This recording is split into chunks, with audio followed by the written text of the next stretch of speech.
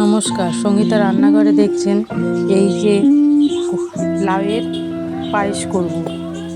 দুধ লাউ, অনেকে দুধ লাউ বলে চেনো বা জানো। লাউটাকে একদম নরম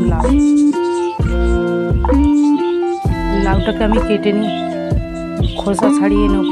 তারপরে আমি ওটা গ্রেটারের মধ্যে ঘষে নেব। তারপরে প্রেসার কুকারে দিয়ে দিলাম, এইভাবে গ্রেট করে নিয়েছি। তারপরে গোবিন্দভোগ চাল আমি 1 বাটি নিয়েছি, ওটা ভিজিয়ে নেব। জলের মধ্যে জল দিয়ে ভিজিয়ে দেবো, দিয়ে জল ঝরিয়ে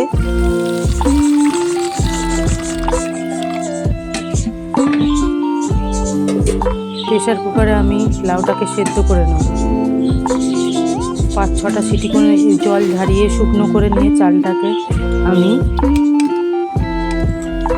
মিক্সারে ঘুরিয়ে নেব। সেদ্ধ হয়ে গেছে।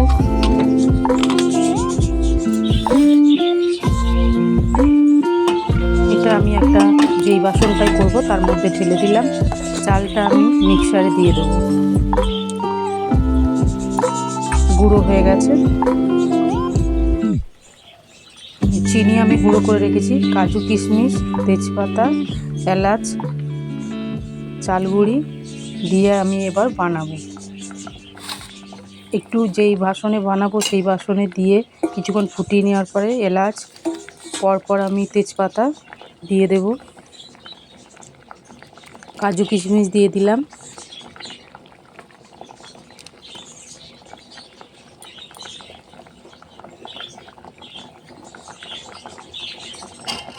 একটু নাড়িয়ে নেব। নাড়িয়ে নেওয়ার পরে একে একে চিনি চালগুঁড়ি সব দিয়ে দেবো, দিয়ে নাড়াতে থাকতে হবে, নাহলে এটা ডেলা হয়ে যায়। নাড়িয়ে নাড়িয়ে এটা যতক্ষণ না মিশবে ততক্ষণ নাড়াতে থাকতে হবে। তারপর আমি চিনি গুঁড়ো করাটা দিয়ে দিলাম। এবারে নাড়িয়ে একদম পুরো মিশিয়ে নেব। নেওয়ার পরে দেব দুধ।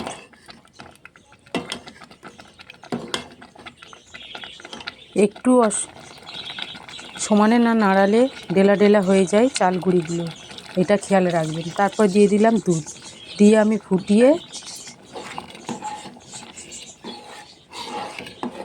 আন্দাজ মতন আমি ওইটাকে নামিয়ে নেব। আমার রেডি। আপনারা করবেন এইভাবে, খুব ভালো লাগবে। ভালো লাগলে পাশে থাকবেন, লাইক করবেন।